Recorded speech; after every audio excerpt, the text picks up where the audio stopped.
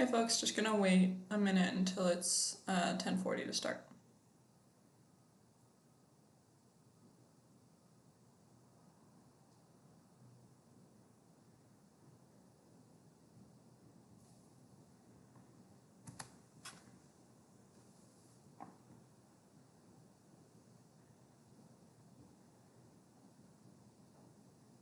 Are people in the Zoom?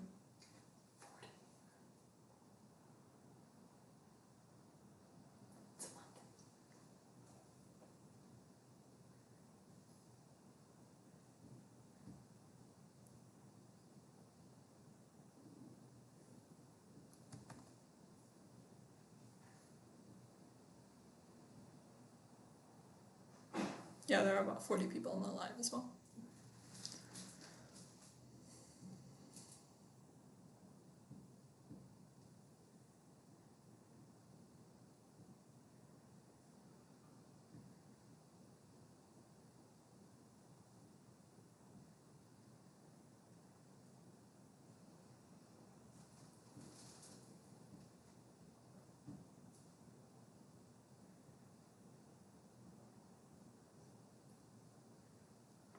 Just gonna wait like 1 or 2 more minutes.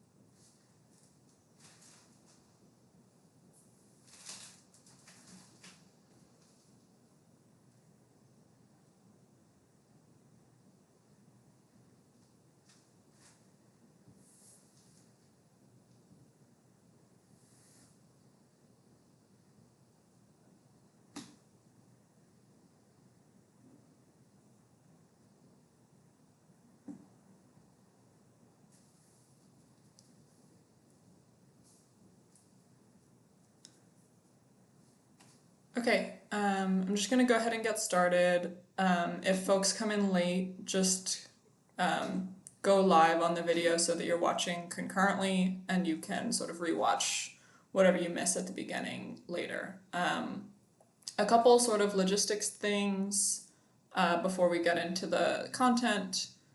2 things. One, we've rearranged the course schedule that we sent on the original syllabus a little bit. We were looking at the content for Chem 1A and decided that what we really wanted to do was try to finish all of the stuff that they will expect you to come in knowing from high school by the end of this week. And then for next week, we'll be covering sort of the first couple weeks of Chem 1A, just because there's a lot of physics in that first week and it comes at you really fast. So so we're gonna finish sort of the fundamentals that you're expected to go into Chem 1A familiar with this week, and then next week we'll start with the things that happen at the beginning of Chem 1A, just so the first couple weeks of Chem 1A is a little more manageable for you all. The other thing I wanted to say is thank you so much to everyone who has filled out the survey that we sent out this weekend. Feel free to fill it out today or tomorrow or whatever if you haven't filled it out yet. Any feedback is super useful. There were a couple topics that people expressed some concern about, so I'm going to review those in a second. And I also just wanted to comment on the homework. We are intentionally making the homework a little longer than it needs to be because it's optional. So what that means is that if you feel like you need practice, you can do the entirety of the homework set, but it's a time management choice for you all. If you feel like it's too long and you don't need as much practice as we're giving you, do half of it, do whatever is useful to you. So the point of the problem sets is for you to get practice and for you to get feedback from us if you want it. But if there's a topic that you feel super comfortable with, you are under no obligation to turn in those problem sets. And we have been putting feedback on B courses for the homework, but just as a reminder, we're submitting feedback via comments on B courses. but if you like reply in a comment back to us, we won't get notified. So in order for me to see that, I would have to like go back to problem set 4, which is already graded, and like one by one scroll through every single one of the submissions, which like I'm probably not going to do, at least not regularly. So if you have already replied to one of those comments, we didn't see it. And in future, if you have questions, feel free to email us, come to office hours, use the B courses discussion page. Just don't reply to a comment on the homework, because once we've given feedback on a given homework, we're not going to go back to it. Okay, so good morning, everyone, and let's get started. So today we're going to be talking about reactions and stoichiometry. Okay, so just as a review, a lot of people expressed a lot of panic about nomenclature and how fast we went through all of the different rules about nomenclature. And please don't panic. We probably should have made this a little clearer before. You're not expected to have the names of every single functional group and every single nomenclature rule memorized. Really, the point of us teaching you the nomenclature was not that we can put any molecule in front of you and you can rattle off a name for it. I can't do that. The point is so that two things. One, if you hear some of those words that are words for functional groups, you don't panic. You've at least heard them once before. And also so that you know that you can look those up. So you can look up tables of functional groups and names of ions and everything like that. I definitely don't have every functional group memorized, and you're definitely not expected to. So the point of us going through that wasn't like, here's 100 words for you to memorize, next, go, good luck. It was just, we wanted you to have seen that before and be comfortable looking up the words for those functional groups if you need to in the future. So basically, don't panic about nomenclature. There was also a lot of confusion about line drawings of molecules, and that I think you do need to be relatively familiar with. So I'm just going to review the rules of that again. So here's an example molecule, and you know it's confusing. There are no letters on it. What is happening here?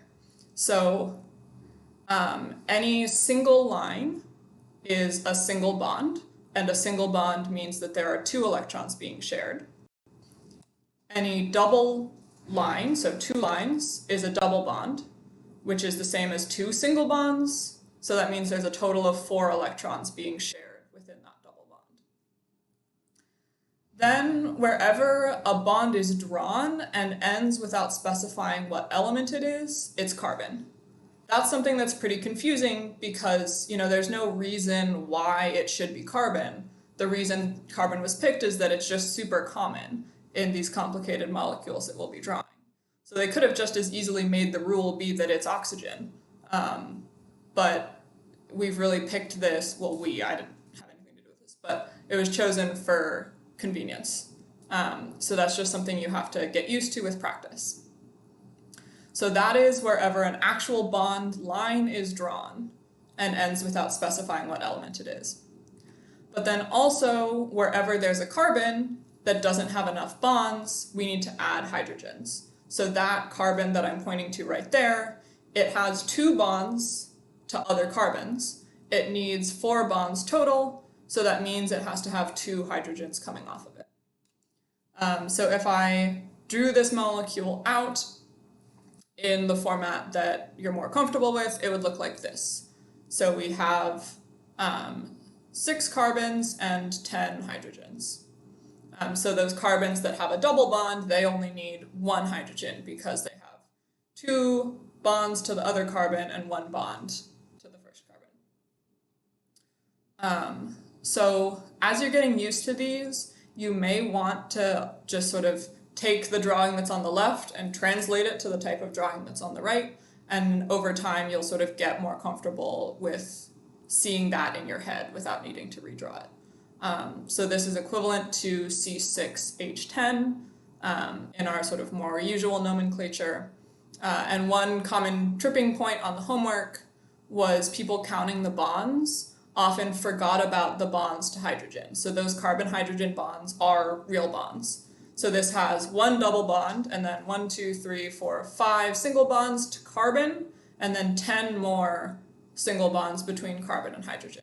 So this has one double bond and 15 single bonds.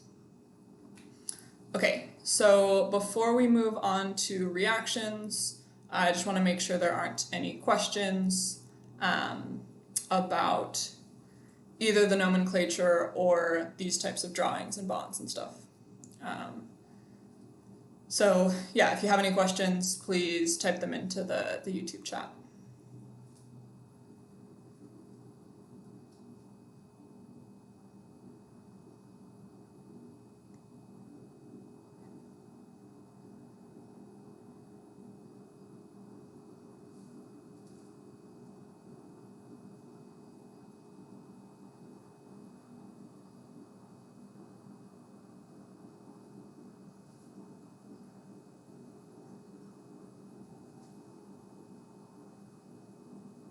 Good morning.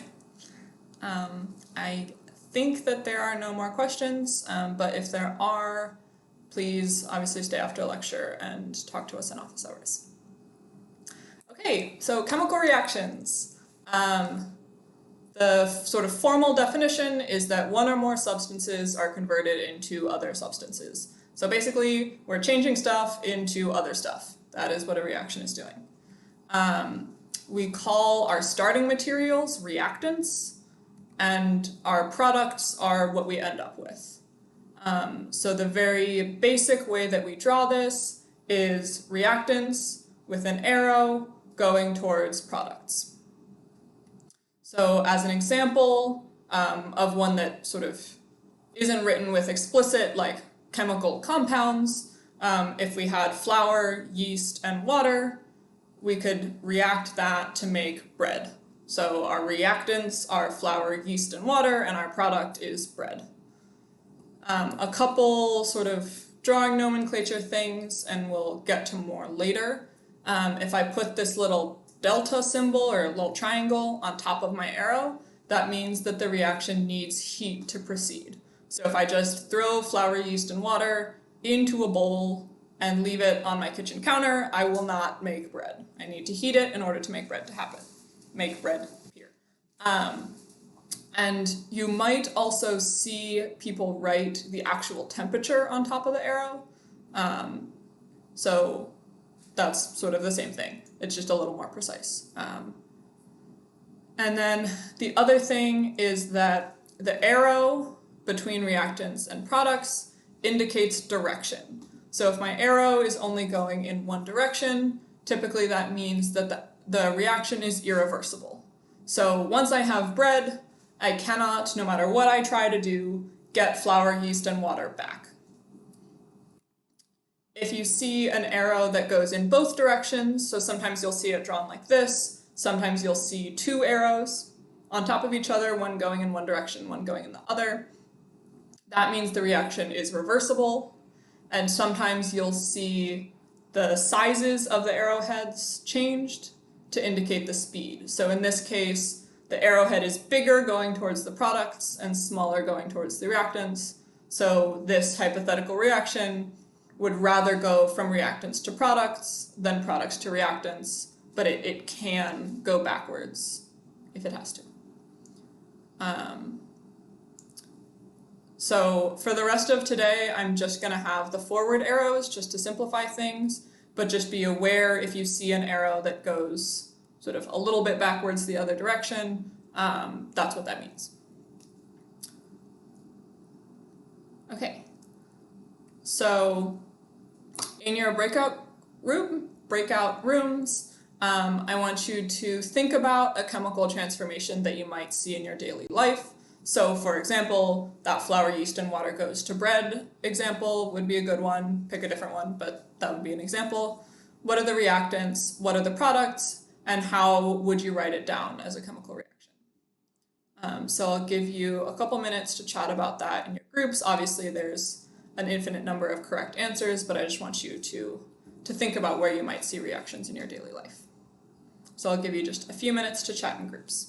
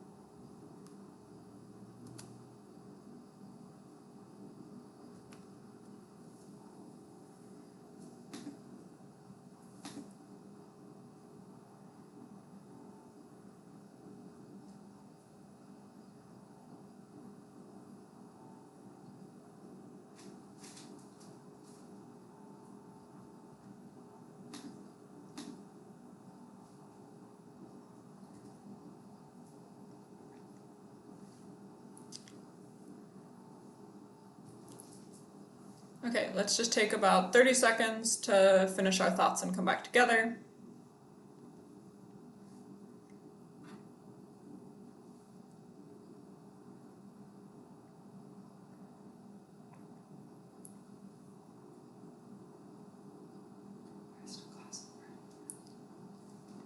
Okay, so hopefully you all thought of things. Obviously there's no correct answer here.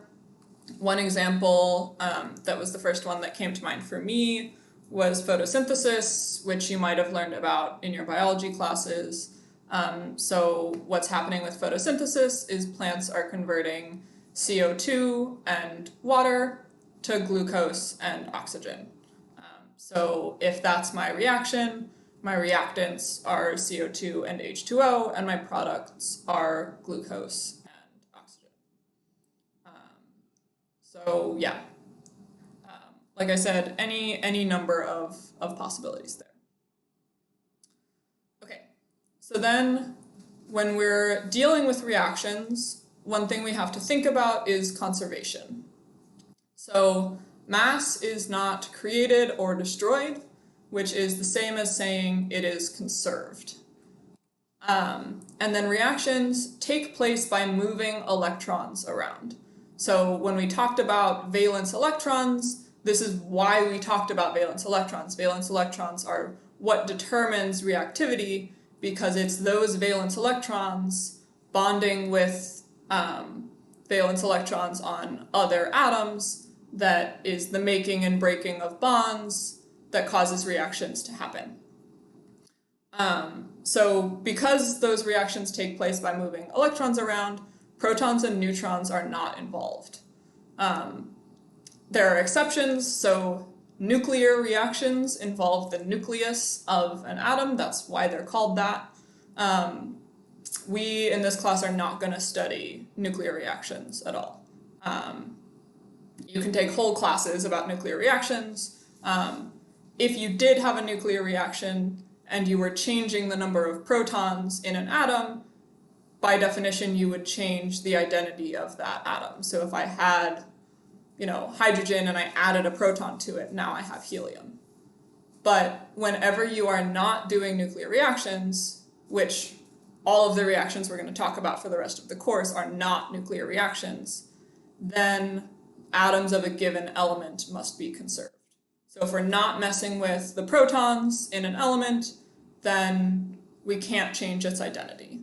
So what that means is that if I have some hypothetical reaction where I have reactants going to products, if my reactants in total, so forgetting about what bonds exist, if in total on my reactant side there's 1 carbon atom, 4 hydrogen atoms, and 4 oxygen atoms, that means that my products must have 1 carbon atom, 4 hydrogen atoms, and 4 oxygen atoms. So this is super, super important and is the basis of what I'm going to be talking about for the rest of today. So just to say it again, any atoms that are on the left have to be on the right in the same number. I can't, make a hydrogen atom appear out of thin air on the left that isn't on the right, or vice versa. Okay, so just to give a couple examples. So I have this reaction where hydrogen peroxide, which is H2O2, forms water, which is H2O, and oxygen, which is O2. So if I draw out all of those bonds, that would look like this. So if we're thinking about conservation of different atoms, what we have to do is count how many of each type of atom are on the left and the right. So the only 2 types of atoms involved here are hydrogens and oxygens. On the left, I can count 2 hydrogens and 2 oxygens. But on the right, there are still 2 hydrogens, so if I look at the 2 hydrogens in water, but there are 3 oxygens. So there's the 1 oxygen in H2O and the 2 oxygens in my O2 molecule. So this, as I've written it, violates conservation. I am somehow making an oxygen atom appear in the product that's not in the reactants, which I cannot do. So it might be tempting to just say, okay, I just need to add an oxygen atom to the reactants and that will solve all my problems. But if I do that, I'm changing the actual identity of my reaction. So the only thing that I can do is change the ratios in which these different molecules appear. So if I add another H2O2 molecule in my reactants, I'm still taking H2O2 and forming H2O and O2. So this is allowed. I'm allowed to change the number of each type of molecule that appears.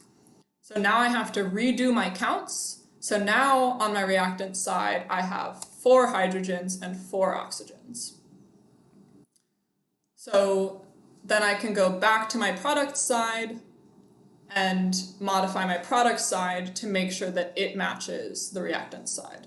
So by adding another H2O molecule, I'm adding 2 hydrogens and 1 oxygen. So that gets me a total of 4 hydrogens and 4 oxygens. So now both sides match. Yay, I have balanced my reaction. So that's what we just did is called. And normally we aren't going to actually draw out all of the bonds when we're balancing reactions, just to make our lives easier. So this is equivalent to saying there are 2 H2O2 molecules forming 2 H2O molecules and 1 O2 molecule. So what we've just done is called stoichiometry, and it's super important, so I gave it a fancy animation. So those of you in the course survey who said they had never heard of stoichiometry, which is totally fine, this is all it is. So all you're doing is balancing reactions. And these 2 numbers that are in front of my different molecules are called stoichiometric coefficients. So what those stoichiometric coefficients tell us is something about the ratio of different molecules that appear. So that means if I wanted to make 1 oxygen O2 molecule, that I would need 2 H2O2 molecules in order to do that. So those are called stoichiometric coefficients. So by modifying those stoichiometric coefficients, we balance our reaction. I'm going to pause to see if there are any questions about what we've done so far.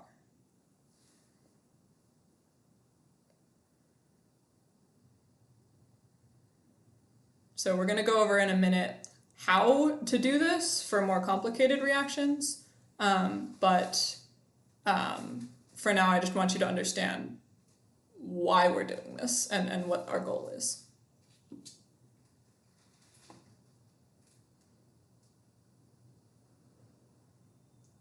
Please do type questions in the chat if you have them, because if you don't, I will assume that this is super easy and makes sense to everyone, which is fine and great, but.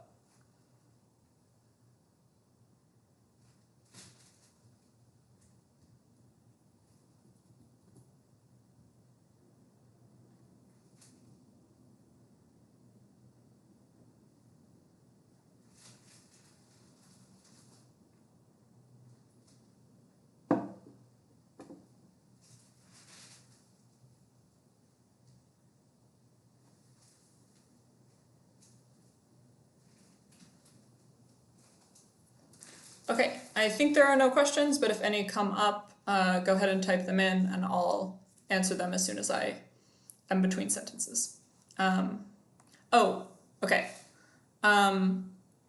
So can you explain how you can add molecules again, please? Basically, what our problem statement told us was hydrogen peroxide forms water and oxygen. It didn't tell us anything about the amounts. So it didn't tell us how many molecules of hydrogen peroxide break down to make however many molecules of water and however many molecules of oxygen. So by balancing our reaction, we are figuring out how many molecules of each we need. So we have to change those ratios in order to make sure that we obey that conservation. So if we hadn't added any additional H2O2 molecules or H2O molecules, we would have had 2 oxygens on one side and 3 on the other, and that would not be allowed. What happens to the other oxygen in the second reaction? Okay, maybe I just didn't draw this clearly. There's only one reaction happening here. So it's not like the top line is one reaction and the bottom line is a second reaction. On the reactant side, we have 2 H2O2 molecules for a total of 4 hydrogens and a total of 4 oxygens. And on the product side, we have 2 H2O molecules and 1 O2 molecule. So I think that's just a question of how I drew it. There's only one reaction happening here. How do we know which bonds it makes? That's actually kind of a hard question. It's depending on the reaction, it can be actually really hard to just look at your reactants and guess what the products will be. Sometimes you can, sometimes it's pretty hard.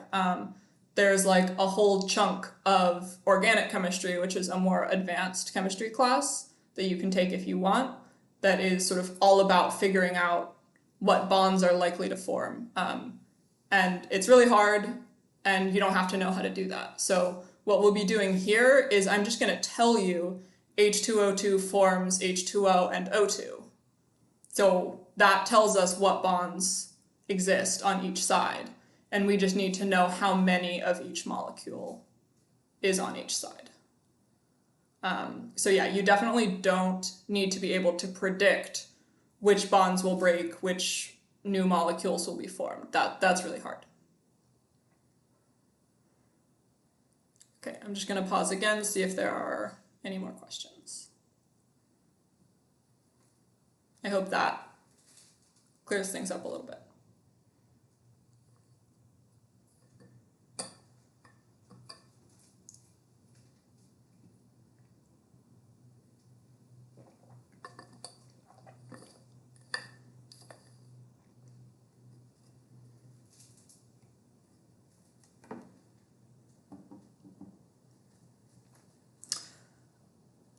Okay, I'm going to keep going, but please keep asking questions in the chat. Like I said, it's super helpful to us. Okay, so before we get into the method of like how to do this, I want to just talk about some common tripping points, some common mistakes that people make. So I'm going to put a little red thing along the side here just so that if you're watching this video later and like randomly stop in the middle, you don't think that these are good ideas. Two common mistakes that people make. One is don't do anything with an unbalanced reaction. So hopefully by the end of today, and if you do the problem set, eventually balancing these reactions will get pretty quick and pretty easy for you. And so that means that, it only takes a minute and it's just always worth doing to make sure you're not doing anything with an unbalanced reaction.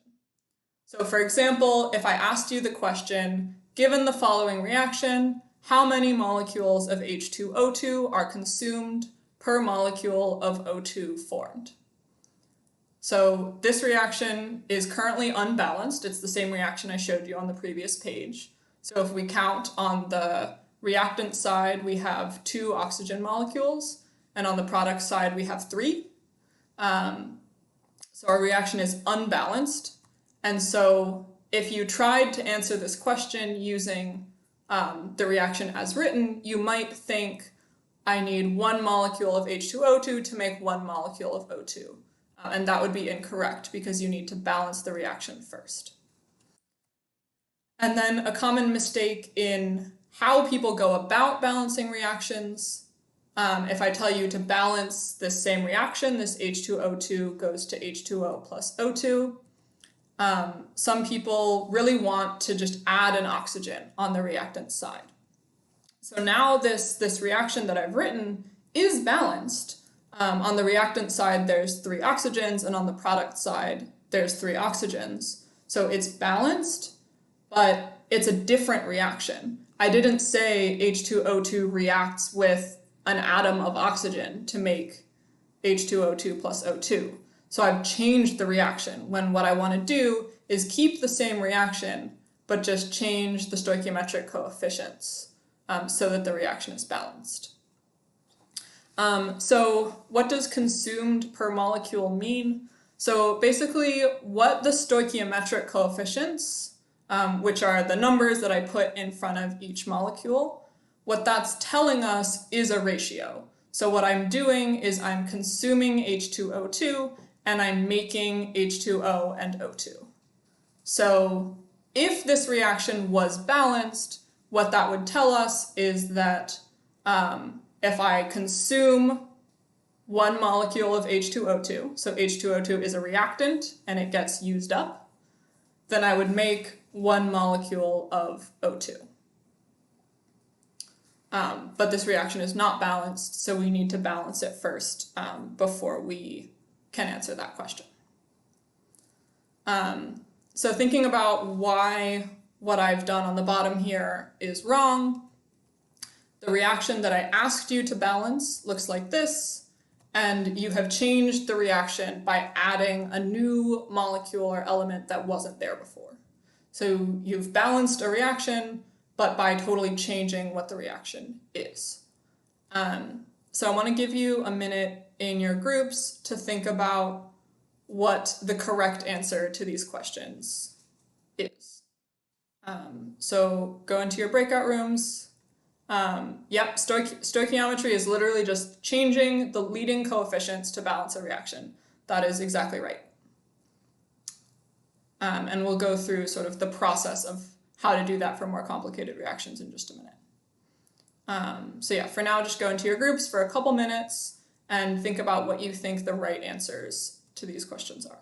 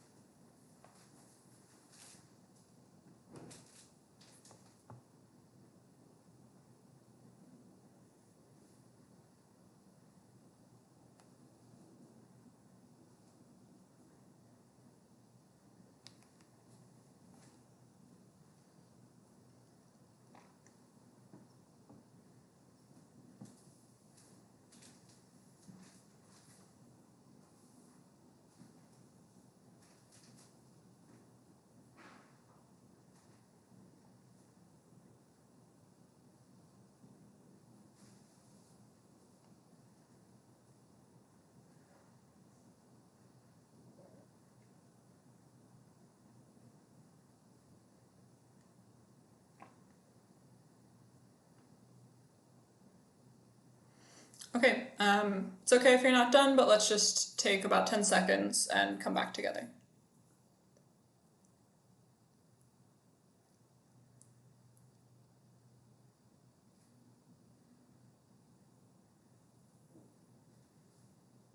Okay, so the first thing we need to do to answer both of these questions is balance our reaction. So it's exactly how we did it on the last slide. So we need to add a 2 in front of both the H2O2 and the H2O. And again, in the next slide, I'll go through how you can most easily figure out which coefficients to modify. So then if I have modified those coefficients, which is kind of the answer to the second question already, now I want to know how many molecules of H2O2 are consumed per molecule of O2 formed. So what that's asking is, for each molecule of O2 that I form in this reaction, how many molecules of H2O2 did I need to use up? And so the answer is 2. So I use up 2 molecules of H2O2 to make 2 molecules of H2O and 1 molecule of O2. So on a similar note, if I asked you how many molecules of H2O2 are consumed per 6 moles of O2 formed, the answer would be 12. So what those coefficients are telling us is a ratio. So the correct answer to this question is 2 molecules of H2O2 need to be consumed per molecule of O2 formed. And then for the second question, we just need to balance the reaction, so we modify those stoichiometric coefficients, and we end up with 2 H2O2 goes to 2 H2O plus O2. Okay, so that is a pretty simple reaction, but it gets complicated figuring out how to balance more complicated reactions. So in this reaction, I'm telling you that C6H14 reacts with oxygen, O2, to form CO2 and H2O. And I want you to write and balance that reaction. So I'm going to go through this example, and then on the next slide there will be practice for you guys to do in groups. So the first step I need to do is write the unbalanced equation. So I have C6H14 plus O2 goes to CO2 and H2O. And I know I'm going to need to modify those leading coefficients, so I left a little blank for myself to do that. Just a note, this is an example of a really common type of reaction.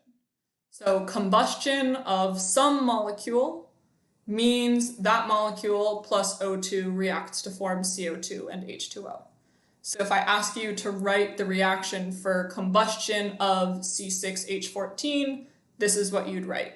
If I asked you to write the reaction for the combustion of C5H12, then you would write the same thing, but instead of C6H14, you'd write C5H12. So just a note, that is something that you might see a lot. Okay, so I have my unbalanced equation. And the first thing I need to do is count all of the elements that are involved on both sides of the equation. So the only elements that I see here are carbon, hydrogen, and oxygen. On the reactant side, I can count 6 carbons in the C6H14, 4 hydrogens, and 2 oxygens. On the product side, I only see 1 carbon in my CO2, I see 2 hydrogens in my H2O, and then there are a total of 3 oxygens. So there are 2 in O2 and 1 more in H2O. So clearly this is not balanced. I have made a bunch of carbon atoms disappear, a whole bunch of hydrogen atoms disappear, and an oxygen atom has appeared. So bad, not balanced. And then now I need to start modifying my stoichiometric coefficients in order to balance this reaction. And then just a piece of advice, it's always good to start with the elements that appear least frequently. So for example, oxygen is in 3 different molecules here, and so it'd be really hard to figure out which ones we want to modify first. But if we start with either carbon or hydrogen, it's a lot easier because carbon is only in C6H14 on the reactant side and CO2 on the product side.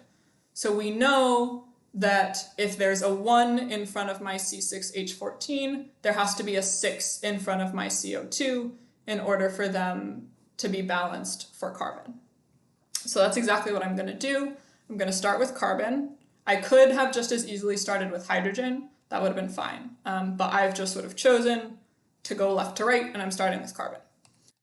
So if I put a 6 in front of my CO2, now I need to update my counts of each of my elements. So nothing has changed on the reactant side. On the product side, now I have 6 carbons, but I also need to change my oxygen count. So if I've changed the number of CO2 molecules that I have, I've changed how much carbon I have, but I've also changed how much oxygen I have. So now I have 6 times 2 is 12 oxygens in my CO2 term, and then I still have my 1 oxygen that's in my H2O. So that's 13 total oxygens on the product side. So now my carbons are balanced, but my hydrogens and my oxygens are very much not balanced. So now I'm going to look at hydrogen. So I have 14 hydrogens in my C6H14, and so I need 14 hydrogens accounted from my H2O, and I have 2 hydrogen atoms per molecule of H2O, so that means I need 7 molecules of H2O. So 7 times 2 is 14 hydrogens on the product side, and I had 14 hydrogens on the reactant side. But I also have to make sure that I'm modifying my oxygen count at the same time. So I have 14 hydrogens, but by changing how many H2Os I have, I've also changed my oxygen count. So now I have 19 oxygens. So I have 6 times 2 is 12 from CO2, and I have 7 times 1 is 7 from H2O. So 12 plus 7 is 19. So now my carbons are balanced. I have 6 carbons on each side. My hydrogens are balanced. I have 14 hydrogens on each side. So all that's left is I need to balance my oxygen. So I have 19 oxygens on my product side. So that means I need 19 on my reactant side. There are 2 oxygen atoms per O2 molecule. So that means I need 19 divided by 2, which is 9.5 O2 molecules. So if I do that, I have 19 oxygens. The problem is, what does 9.5 oxygen molecules mean? I can't have half of an oxygen molecule. So the last thing I need to do is get rid of any fractions. So what I'm going to do is I'm going to multiply all of my coefficients by 2. So I'll get 2, 19, 12, and 14. That will double all of my counts. So they'll all still match, but they've doubled from what they were a second ago. And now my reaction is balanced. So I'm going to have 2 C6H14 molecules reacting with 19 O2 molecules to form 12 CO2 molecules and 14 H2O molecules. So going back to this question of what do the stoichiometric coefficients mean, that means that for every 2 C6H14 molecules that I use up, I'm going to make 12 CO2 molecules and 14 H2O molecules. Okay, so there does tend to be a little bit of trial and error in balancing these reactions, but the most important thing is whenever you change a stoichiometric coefficient, just go through and check update your counts of what different elements you have, how many atoms of each element you have. Okay, so the next slide is going to be a lot of practice. So if you have questions on how to go about doing this, go ahead and put them in the chat now, and then I'll give you quite a bit of time to practice with your groups.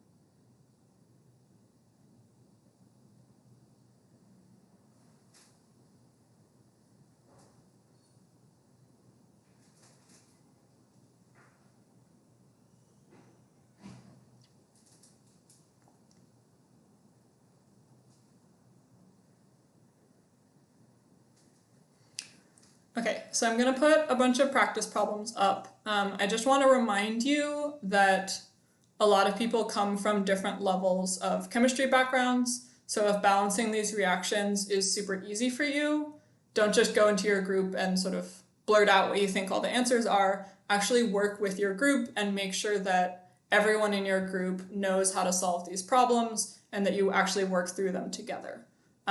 If your whole group finds this easy and you're really fast at it, there's extra practice on the problem set, which is already uploaded on B courses. But the most important thing is there are plenty of people in the class who haven't done any stoichiometry or balancing reactions before.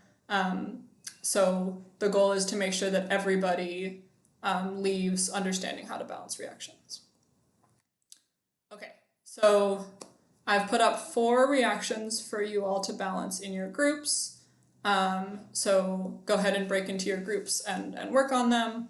If you have any questions, put them in the chat and I will be happy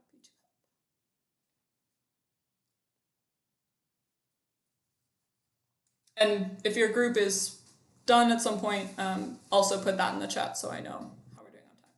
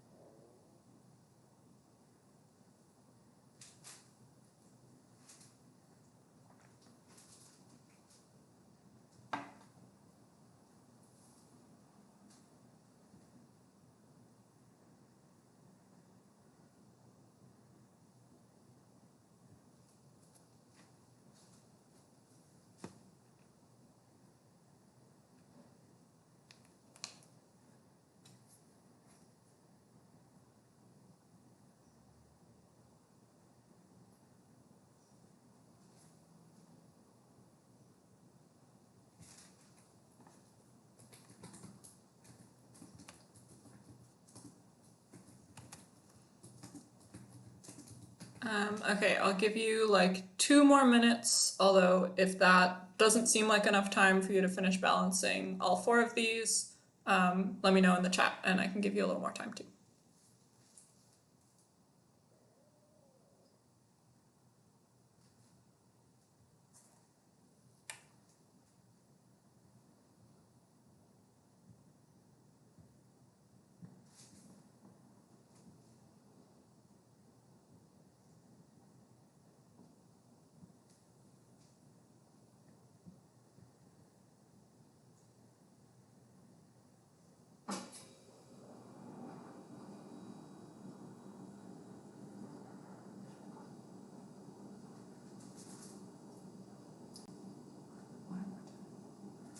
Okay, I'll give you a little more time, so at about 11:35 I'll go through the solutions.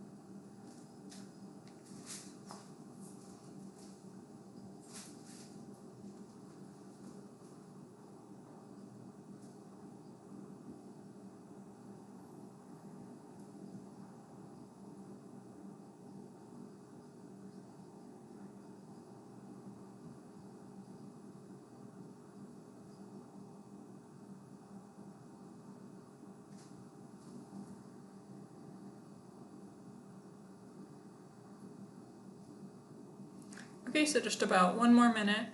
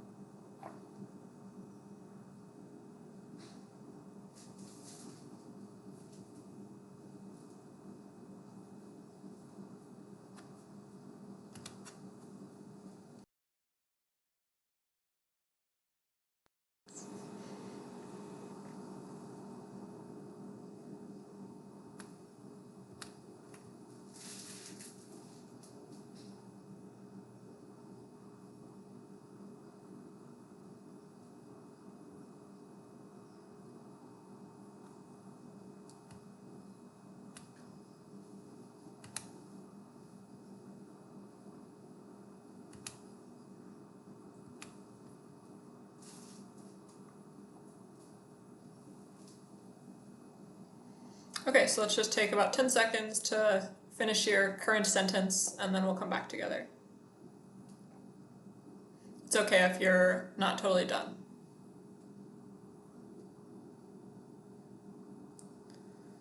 Okay, so here are the answers that I got for balancing these reactions. So for the first one, I have 2H2 plus 1O2 goes to 2H2O. So we can always check. The great thing about stoichiometry is it's really easy to check whether your answer is right. So on the reactant side, we have 2 times 2 is 4 hydrogens, and on the product, we have 2 times 2 is 4 hydrogens. And then for oxygens, we have 1 O2 molecule, which has 2 oxygen atoms. And then on the product side, we have 2 H2Os, so that's 2 oxygen atoms. So we are balanced. For combustion of methane, the trick is to first know what the reaction is. So our unbalanced reaction is CH4 plus O2 goes to CO2 and H2O. And then when we balance that, we just need to add 2's in front of the O2 and the H2O. So on the reactant side, we have 4 oxygens, 2 times 2 in the oxygen. And then on the product side, we have 2 oxygens in our CO2, and then 1 atom of oxygen each in 2 different H2O molecules. So we have 4 oxygen molecules. Then we can go through similarly for hydrogen and carbon. Okay, so the last 2 reactions got a little more complicated. Here's what I got for the first one. So we have P2S5 plus 3PCl5 goes to 5PSCl3. One way you can kind of get there by trial and error a little bit, but the one thing you can think about is if you look at the chlorines, there is an atom that has 5 chlorines, a molecule that has 5 chlorines on the reactant side, and a molecule that has 3 chlorines on the product side. And what you can do is find the least common multiple.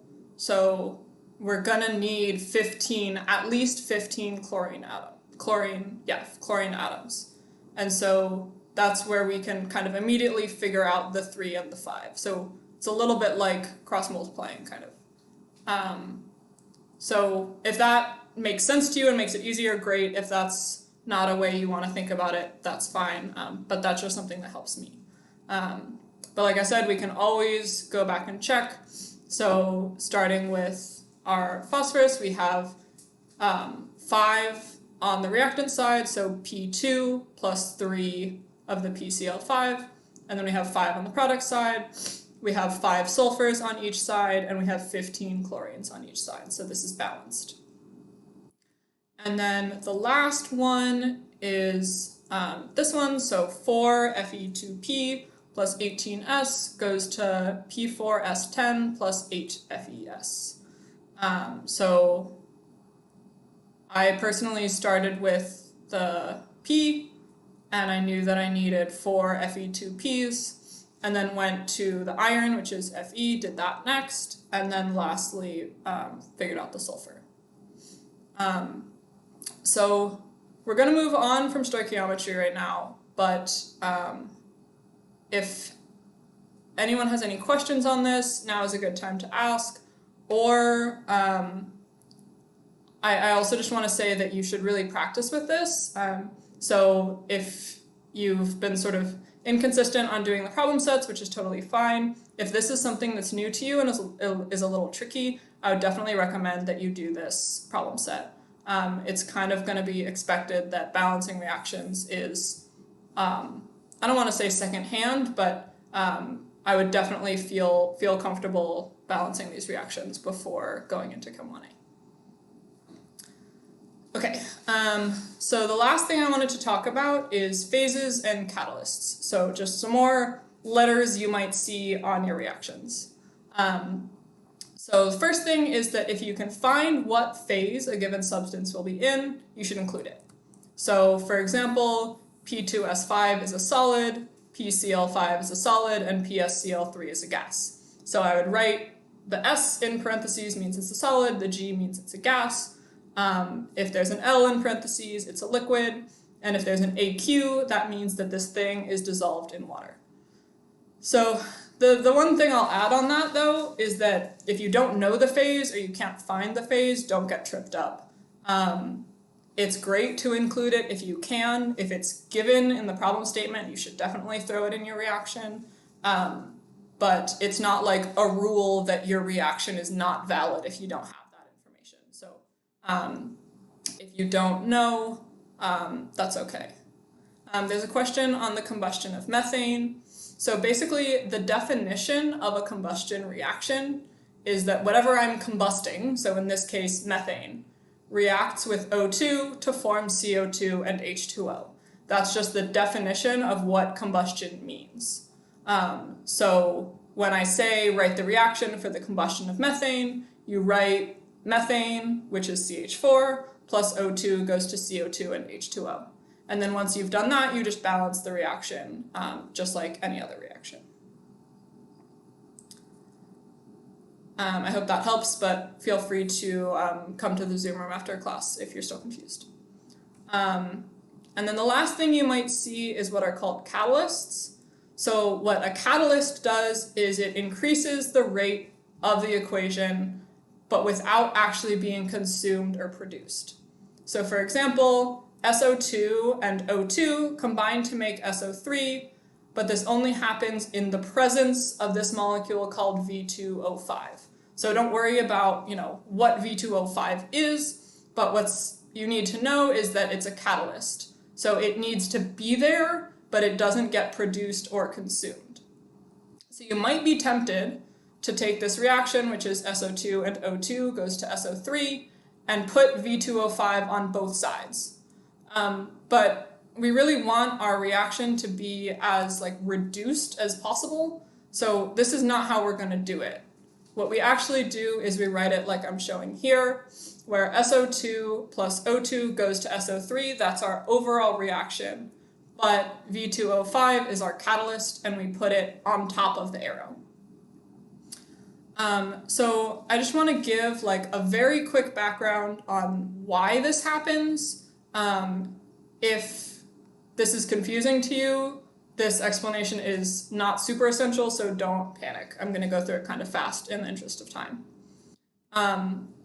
So going back to our initial reaction example, H2O2 forms water and oxygen. We draw a reaction like this, and we can draw what's called an energy coordinate diagram.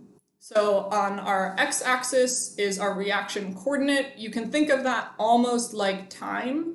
So we're going from reactants and we're ending up at products. So from the start of our reaction to the end. And then we have energy on the y-axis. So increasing energy as we're going up. And you might remember from early on in the course that a lower energy is more stable. So with no catalyst, what's going to happen is we're going to have what's called a transition state. And so if that transition state looked like a bunch of H and O atoms floating around, they're going to be really unhappy. If you remember how many valence electrons each of those atoms wants, they really don't want to be just an H floating around by itself or an O floating around by itself.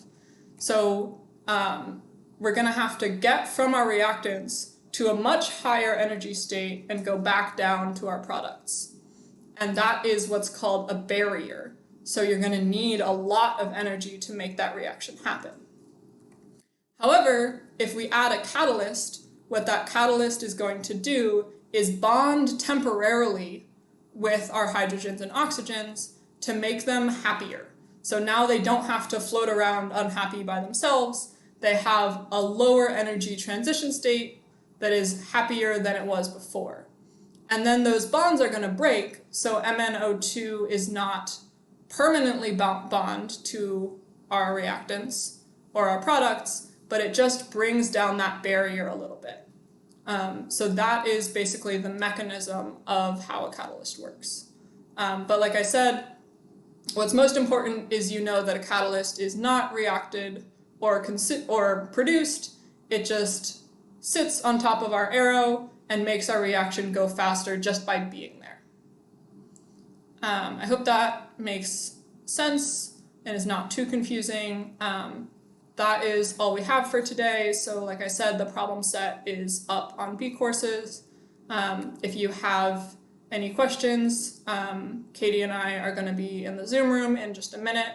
So we're going to end the breakout rooms in a minute and I'll end the live stream. But please do come to the Zoom room if you have any last questions.